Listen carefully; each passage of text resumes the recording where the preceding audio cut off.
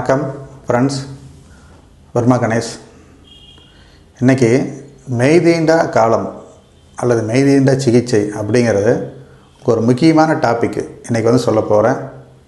தயவு செஞ்சு யாரும் ஸ்கிப் பண்ணிடாதீங்க. இந்த வீடியோ முழுசாக பாருங்கள். உங்களுக்கு பார்த்தீங்கன்னா தான் நான் என்ன சொல்கிறாங்கிற ஒரு விஷயம் தெரியும். ஏன்னா அது சித்தர்கள் சொன்ன ஒரு மிகப்பெரிய கலை. நம்ம ட்ரீட்மெண்ட்டுக்கு வந்த ஒருத்தருக்கு நம்ம அதாவது மெய்தீண்டா சிகிச்சை அப்படின்னு என்ன அப்படின்னா, ஒரு பேஷண்ட் வராங்க அப்படின்னா நம்ம அவரை நேரில் பார்த்துட்டோம்னா ட்ரீட்மெண்ட்டு நான் மனசில் நினச்சிக்கிறோம். அது பார்த்தா நமக்கு என்ன பிரச்சனைன்னு சொல்லி நான் மனசில் நினச்சிக்கிறோம். அவர் வெளியே எங்கே இருந்தாலும் சரி, இப்போ நான் கோயம்புத்தூர்ல இருந்தாலும் சரி, இல்லை ஈரோட்டில் இருந்தாலும் சரி, இல்லை நீங்கள் வெளிநாட்டில் இருந்தாலும் சரி, மலேசியா, சிங்கப்பூர் எங்கே இருந்தாலும் சரி, நீங்கள் எனக்கு சார் எனக்கு உடம்பு சரியில்லை சார் அப்படின்னு நீங்கள் சொல்லி ஹீல் பண்ணுங்கன்னு சொன்னீங்க. நாங்கள் ஹீல் பண்ணுவோம். உங்களுக்கு ஹீல் பண்ணும்போது என்ன ஆகுனா, அந்த பிரபஞ்ச சக்தி ஆற்றல் நம்ம சித்தர்கள் சொன்ன முறைப்படி செய்யும்போது அவருக்கு ஆட்டோமேட்டிக்காக அங்கே என்ன பிரச்சனை அங்கே ஹீல் ஆகிட்டு வரும். உங்களுக்கு சிம்பிளாக எப்படி சொல்கிறேன்னா, இப்போ நீங்கள் மனசில் யாரும் நினச்சிட்டே இருப்பீங்க. திடீர்னு இப்போ நீங்கள் ரொம்ப லாங்கில் இருக்கிறீங்கன்னு வைங்க, அம்மாவை நினச்சிட்டு இருக்கிறீங்க, இல்லை தம்பியை ஆர்வத்தை நினச்சிட்டு இருக்கிறீங்க. திடீர்னு பார்த்தீங்கன்னா உங்கள் கண்ணுக்கு முன்னாடி வந்திருப்பாங்க. அப்புறம் சொல்லுவீங்க, அப்போ இப்போ தான் நினச்சிட்டு இருந்தேன், அதுக்குள்ளே வந்துட்டியா அப்படின்னு நான் சொல்கிறோம் இல்லையா. கும்பிட போன தெய்வம் குறுக்க வந்துன்னு சொல்கிறோம் இல்லையா. அதே மாதிரி தான் இந்த மெய்தீண்டா சிகிச்சை அப்படிங்கிறது என்னென்னா, ஒரு மனிதருடைய உடம்பை தொடாமலேயே நாம் சித்தர்கள் சொன்ன முறைப்படி கொடுக்கக்கூடிய ஒரு மிகப்பெரிய சிகிச்சை. இது நம்ம வர்மாவில் ஒரு பாடமாக வருது. இப்போ நான் உங்களுக்கு உண்மையான ஸ்டோரிக்கு வர்றேன். அதாவது நம்ம நண்பர் ஒருத்தர், ட்ரீட்மெண்ட்டுக்கு வர்ற ஒருத்தர் இங்கே கோயம்புத்தூர் ஆர்எஸ்புரத்தில் இருக்கிறாரு. அவர் சொல்கிறார், அவருக்கு உடல்நிலை சரியில்லை. எப்போ சொல்கிறாரு, இரவு நைட்டு 11:30 மணிக்கு எனக்கு சார் எனக்கு லைட்டாக ஹார்ட் அட்டாக் மாதிரி இருக்குங்க சார், எனக்கு லைட்டாக நெஞ்சு அரைக்கிற மாதிரி இருக்குது. உடனே எனக்கு ஃபோன் பண்ணுறாரு. நான் ஊரில் இருக்கிறேன், திருப்பூரில் இருக்கிறேன். நைட் 11:30 மணிக்கு நல்லா கவனிங்க.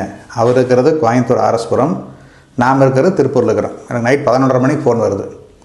ஃபோன் வந்த உடனே நான் என்னென்னு திடீர்னு நேரத்தில் கூப்பிட்றாரு அப்படின்னு பார்க்குறேன். அவர் ஆர்எஸ்புரம் சார், நெஞ்சு வலிக்கு சார், என்ன சார் பண்ணுறது அப்படிங்கிறார். நான் சொல்கிறேன், ஒரு நிமிஷம் வெயிட் பண்ணுங்கன்னு சொல்லிவிட்டு நான் வீட்டில் இருந்து அந்த சித்தர்கள் சொன்ன முறைப்படி அவருக்கு ஹீல் பண்ணி விடுறேன். ஹீல் பண்ணி விடுறவங்களுக்கு ஹீல் பண்ணி விட்டுட்டு ஒரு அரை மணி நேரம் கழிச்சு கூப்பிடுங்க சார் அப்படின்னு நான் அவருக்கு ஃபோனை கட் பண்ணிவிட்டு நான் ஃபோன் கட்டே உட்காந்துருக்கேன். ஏன்னா ஹார்ட் பேஷண்ட்டாச்சு இல்லையா, திடீர்னு ஒரு எமர்ஜென்சி என்ன வேணாலும் ஆகலாம். அதனால் நானும் கொஞ்சம் பதட்டத்தோடையே ஹீல் பண்ணி விட்டுட்டு அவர் மறுமுறை எப்போ ஃபோன் பண்ணுவார் நான் வெயிட் பண்ணிகிட்ருக்கேன். ஒரு அரை மணி நேரம் கேப்பில் மறுபடியும் ஃபோன் பண்ணி சொன்னார். அவர் ஃபோன் பண்ணி சொன்னதையுமே எனக்கு ரொம்ப ஆச்சரியமாக இருக்குது. அவர் சொன்ன ஒரு விஷயங்கள் எனக்கு புல்லரிச்சு போச்சு. என்னடா நாம் பண்ணுற ஹீலிங்கு இவ்வளவு இறைசக்தி இருக்குது அப்படின்னு எனக்கு ஒரு நம்பிக்கை வந்தது. அது என் மேலே ஏற்பட்ட கர்வம் அல்ல, சித்தர்களுடைய அன்புக்கு நான் காணிக்கையாக்குறேன். அது என்ன நடந்தது அப்படின்னா, இப்போ நம்ம ஹீல் பண்ணி விட்டோம் இல்லையா, அவர் படுத்துட்டு இருக்கிறாரு. ஆர்எஸ்புரத்தில் அவர் 2 மாடி வச்சுக்கிறாரு வீடு. ஃபஸ்ட் ஃப்ளோரில் படுத்துக்கிறாரு. திடீர்னு பார்த்தீங்கன்னா மணி 12 மணி. அந்த ரோட்டில் வீதியில் யாருமே இல்லை.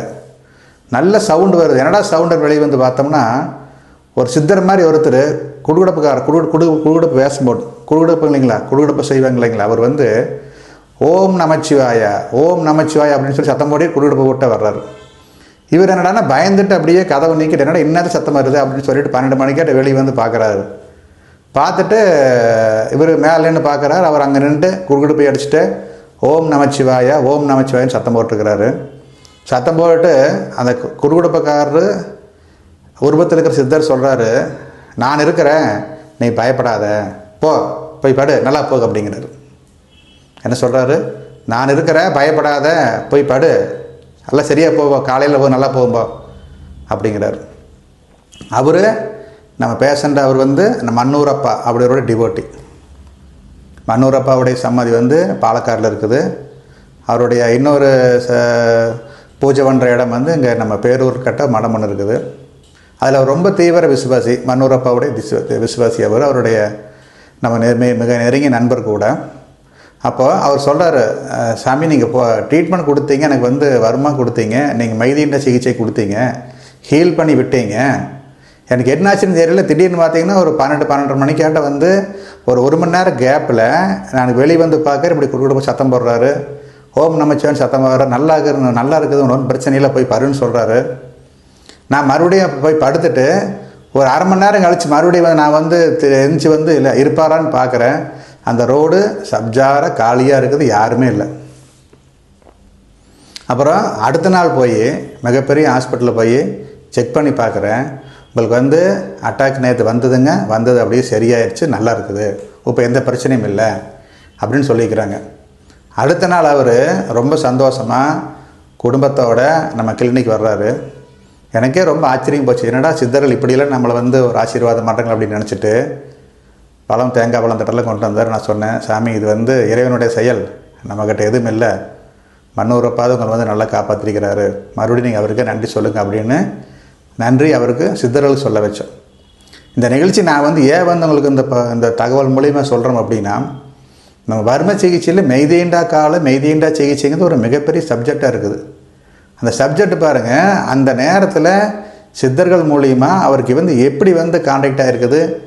அவர் இன்னுமே நேரில் சொல்லுவார், சாமி நீங்கள் அன்றைக்கி கிளியர் பண்ணி விட்டீங்க, இல்லைன்னா என்னுடைய நிலைமையே வேறையாக இருக்கும், எனக்கு என்ன ஆகும்னு எனக்கு தெரியல, அந்த கண்டிஷனில் நான் இருந்தேன், எனக்கு திடீர்னு நெஞ்சு வலி வந்துருச்சு, என்ன பண்ணுறது எது பண்ணுன்னு தெரியல, நைட் 11:30 மணி.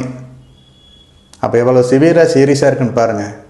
அப்போ இறை சக்தி சித்தர்களுடைய முறை நம்மளை எப்படி வழி நடத்துது அப்படிங்கிறதுக்காக தான் இந்த ஒரு நெகிழ்ச்சியான சம்பவம் நான் உங்களுக்கு சொல்லலான்னு தோணுச்சு, சொன்னேன்.